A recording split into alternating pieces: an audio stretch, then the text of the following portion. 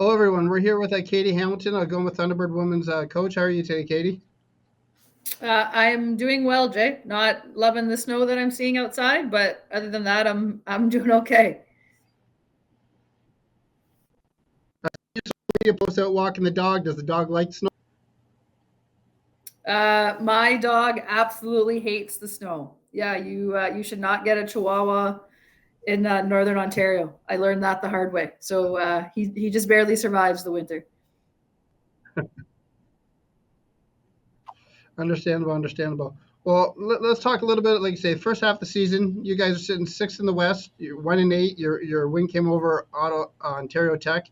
Talk a little bit about looking back on the first half of the season. How do you assess it so far?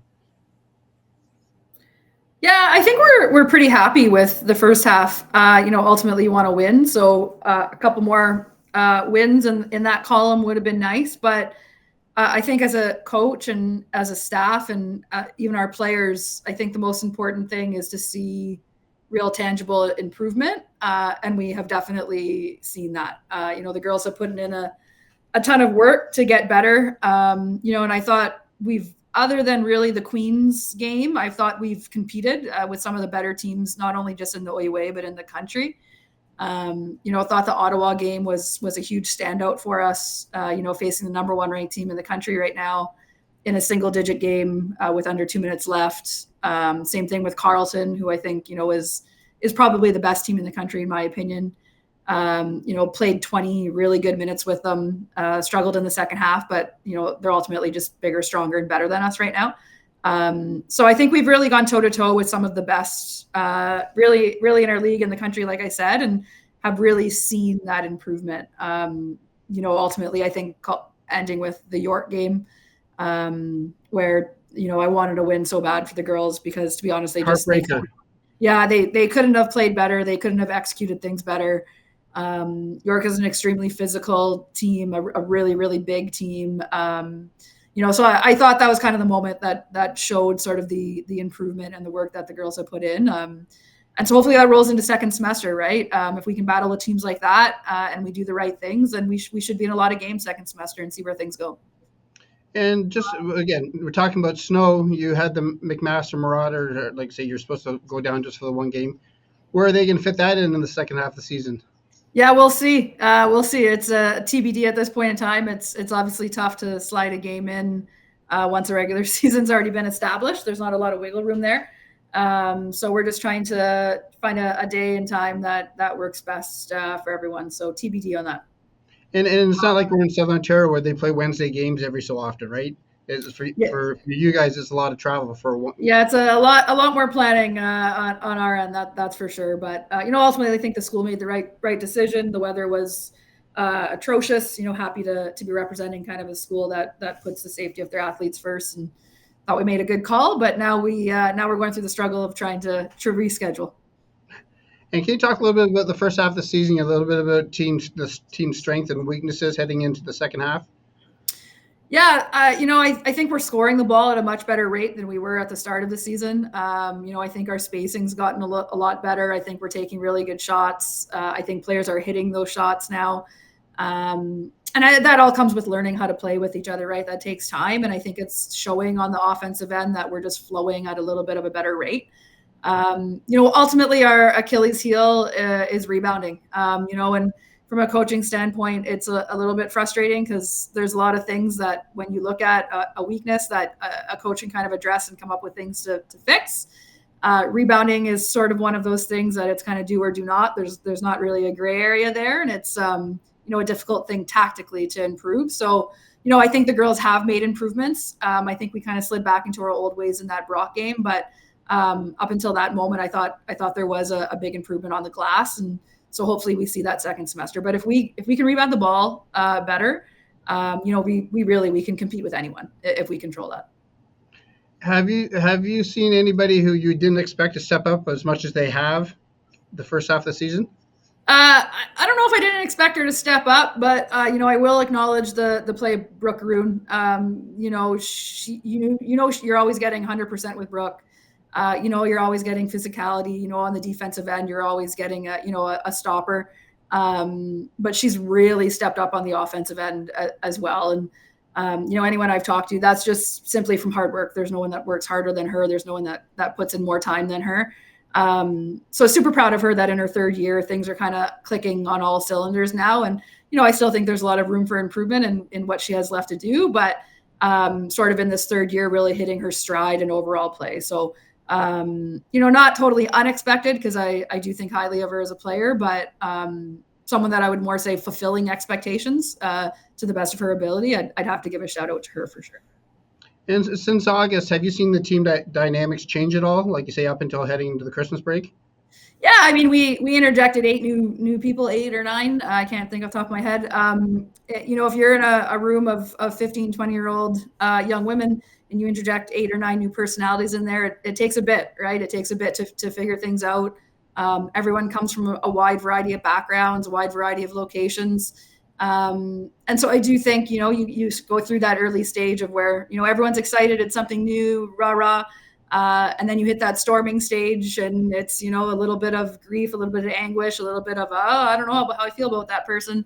But then people that are patient enough to kind of see it through and come out the other side. And I do think we're there now. Our practice environment is really good from a personality standpoint.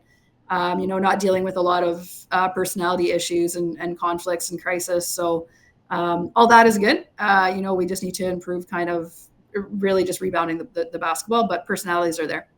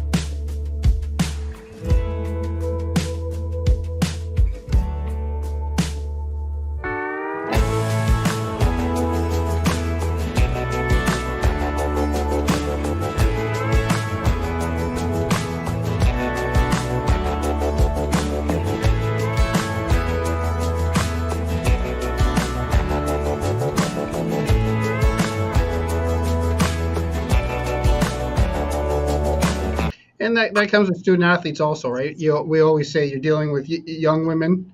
You don't know what's happening at home. You don't know what's happening at school. So as a coach, you got a lot on your plate, right?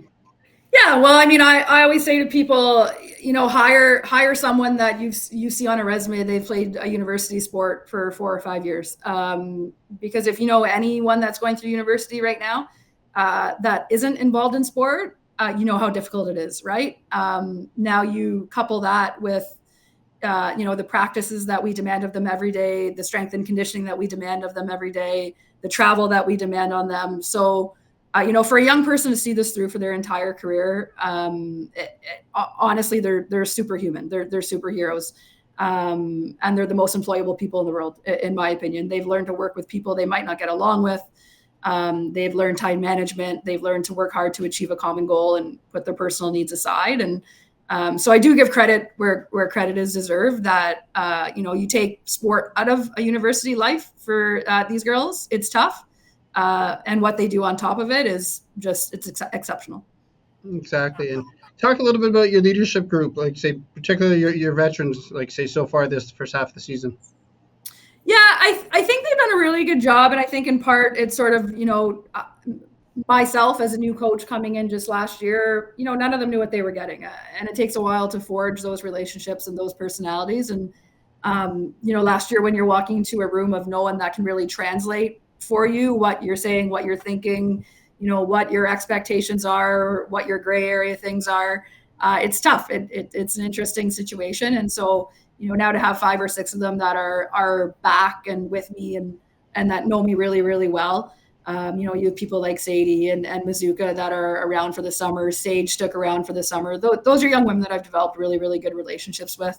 Rhea Donnelly is exceptional in that leadership role, and Fong and Brooke. So those girls know me. Now they know, hey, coach doesn't want this, or coach is okay with this. And I think they're really doing a really good job of translating that to the younger girls. And with the younger players, like we say freshmen if we're talking in the States, talk about a little bit of their growth and their adapting to the OUA basketball. Yeah, well, we only have 2 true freshmen, right? I kind of went the transfer route a bit and brought in some older players, and hopefully can do that again in this recruiting cycle if we're lucky and things work out. So I think sort of less of a learning curve for people because they've already played college level basketball for the most part. So this isn't totally new and totally, foreign for them, right? You have someone like Nadia Singh, who I think has played really well for us. I think, there's still more that she can do, and I think her ceiling's super, super high. But, someone that's played 3 years of college basketball, so she's not overwhelmed by this situation. So our 2 true rookies are Jameson Turner and Bernadette Moran, and seen a big improvement in Bernadette this last couple weeks, month. I thought her last game against Brock, she really stepped up and really played well. Jameson, we'll see. Right now, she's still injured, so hasn't uniformed yet for us. But again, as a true rookie, it's a learning curve. You haven't gone through something of this nature before. But if you stick with it, and again, a Brooke Gruen situation, if you're willing to stick with it and be patient and put in the work, then it'll end up going in your favor. And can you talk a little bit about the team chemistry on and off the court? Yeah, from what I'm seeing, it's pretty good. Obviously there's certain friend groups within the team that always happens. Not everyone's going to spend, a Friday night together when they don't have to. But from a coaching standpoint, I've definitely gone through seasons where, I've had to put out a lot of fires. This season we haven't really had to do that. We've been able to really kind of focus on basketball, which has been nice. Now, sorry about that. When it comes to team, like you say, your philosophy, and you were talking about how the veterans are helping you do that. Talk about the areas that you still have to work on with people buying in. Are people buying into what you're putting out there?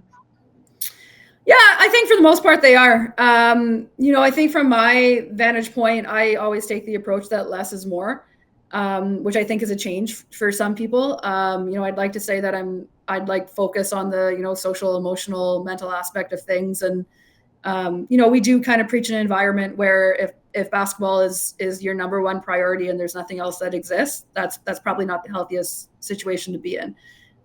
So we are trying to promote sort of an all-encompassing environment, an all-encompassing program where academics come number one, and you adapt to it or you don't. But again, there's that learning period, right? I don't think people will fully buy in, fully understand, fully adapt until at best their second year, but usually by their third. Now, how do you manage how do you help manage the balance between player development and team success heading into the second half facing tough competition?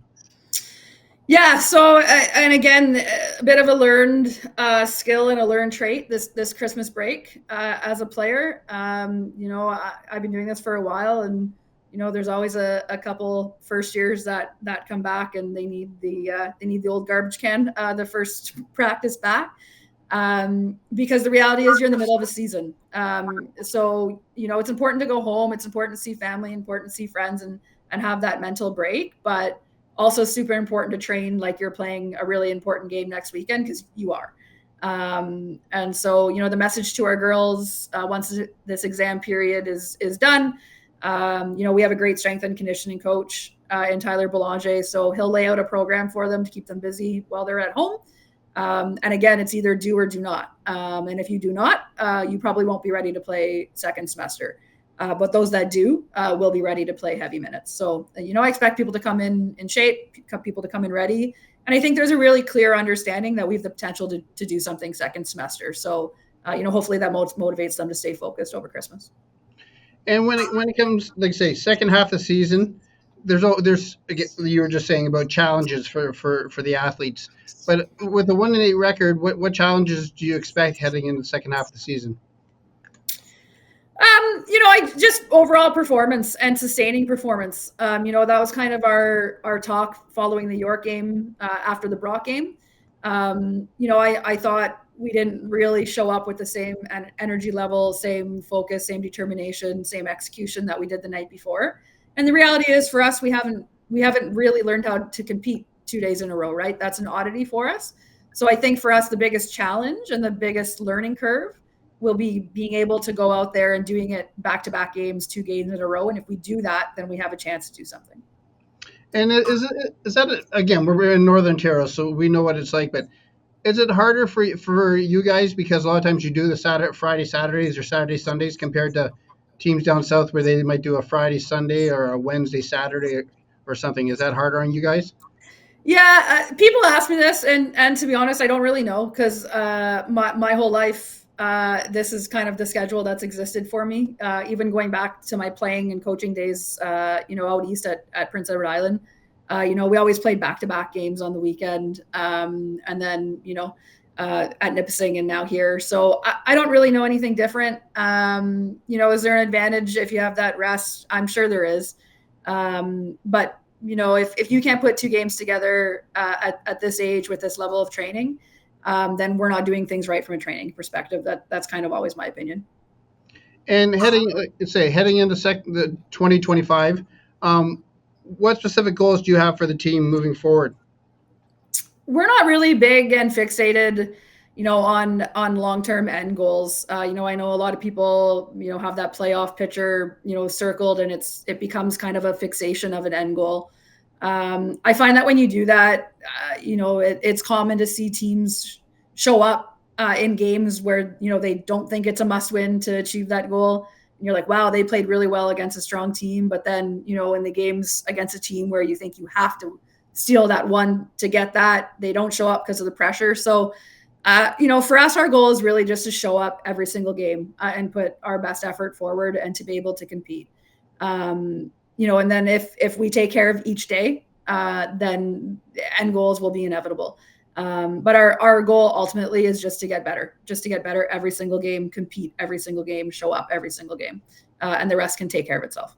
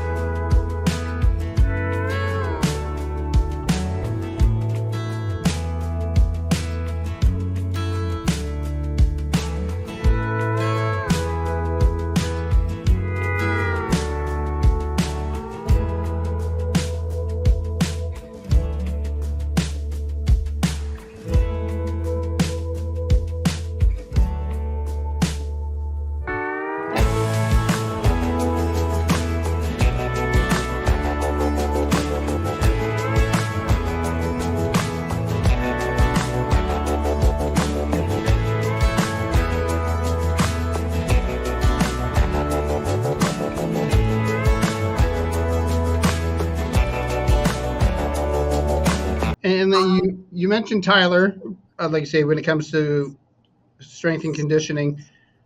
But as a coach, from a coach's point of view and from Tyler's point of view, how do you help them stay healthy and avoid injuries going into the second half where it intensifies? Yeah, we have a great team, Tyler, and we have a great athletic therapy team led by Courtney, and so we have the right people in place to sort of keep these girls healthy and in shape. Again, for me, I do believe it is less is more, especially right now. It's a long first semester, but second semester after Christmas break, it's like rapid fire. So for us, we shorten our practice time. We go a little bit less contact, a little bit less focus on conditioning, more focus on keeping our bodies healthy, intact, and just the execution of the game. It's not odd for me to give 2 days off rather than one and go into the weekend a little bit more rested. And again, everyone has their own philosophies on how to do that, but my philosophy is definitely the less is more approach is the positive one. And we touch base on it in the first part of the show here. And where do you feel the team can make more significant strides moving forward? Yeah, I think physicality and the boards, right? If you look at our box scores, if you look at our stats, it's really impressive some of the things we've been able to do. But for instance, again, not to harp on it, but the Brock game, we gave up basically an extra shot on every single one of their offensive possessions. So our first stop defense is actually quite good. I think we've done a really good job in executing the defenses that we've thrown out there. But ultimately, if you give up second chance opportunities at that rate, you're going to lose. So, again, not to keep harping on it, and the girls, I'm sure, are tired of me saying it, but if we can clean up that one particular area of things, we will be in any game against anyone. But if we don't, there will be some long games. And that's something that, again, because we cover so many sports, and people say, "Oh, 1-8 record, Algoma's doing this." But the biggest thing I explain to them is, like you say, and it wasn't against Ryan Vitry, who's in the men's program now, who's the coach, but even with his program, you guys, the scores are becoming a lot closer. They're not 30, 40 point spreads. To me, that's a huge step and improvement forward, right? Yeah, I'm kind of old and cranky these days, so I'm past the point of listening to those people. And I'm going to say there's probably a 99.9% chance that whoever has that opinion probably didn't play a sport past elementary school or high school at best. Because if you played at this level, you'd have an understanding of what these kids are doing and the improvements that they're making and what we're doing here. So honestly, I could care less about anybody that uses that verbatim, and quite frankly, don't really want them around our program. Exactly, and that's exactly what I say too when I say if you have to talk negative about it, there's no use of talking about it, right? Show me what you coached or played at that level, and then I can have a little chit chat with you. Exactly, and like you say, I get what keys to success for the second half of the season do you like say as a coaching staff do you hope to accomplish? Yeah, I think if we score the ball, I think obviously, again, an acknowledgement to Kayla Fong, who I think is having an OUA, all-star caliber season so far. What I'm really impressed by her is my feedback with her would have been that she did always show up sort of against the quote-unquote weaker teams. But I always found kind of shied away against meeting the bully halfway and meeting that next caliber team. And I found, over the course of these last 3 or 4 sets of games, she's played absolutely outstanding versus some of the country's best. I do think we need to acknowledge that and sort of have her in that conversation of one of the league's best guards. So obviously going to rely on her, to score the ball at the rate that she's doing. But with her ability to penetrate and get to the hoop, we need everybody to be able to spot up and shoot the ball, right? Because eventually people are just going to collapse, protect the rim. And if people are ready to catch and shoot and we're shooting the ball at a high rate, then I think we have the ability to score at a high rate. So that'll be a real key ingredient for us second semester. And the 2 final questions, you have Sadie Grauberger and Mercedes Mazuka, who are from Sault Ste. Marie and Algoma being in Sault Ste. Marie. Talk a little bit about bringing in girls from Sault Ste. Marie High School basketball. Yeah, it's been a pleasure getting to know them and getting to work with them. They're great young women. I think the world of them, and they've busted their butts these last 2 summers with me. the reality of high school basketball right now, and it's not a matter of coaching. I think some of the greatest coaches in the world are at the high school level.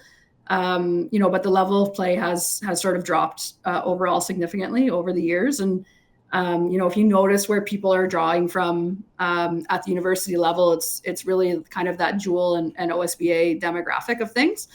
So the reality is, and Sadie's a perfect example. She has all the potential, in the world to do great things. She already is doing some great things, but she is a little bit behind in the level of play that she's been exposed to, and that shows sort of in her read and react decisions on the court. And the more comfortable she gets, the more she plays.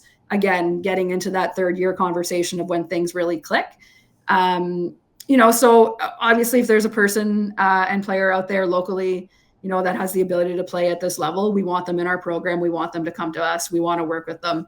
I'm a proud Siouxite. I'm proud to be from here. I'm proud to represent this community. So one of the pillars of our program is that if there's a person that should or could be playing university basketball, that they come our way, or we at least try to get them to come our way.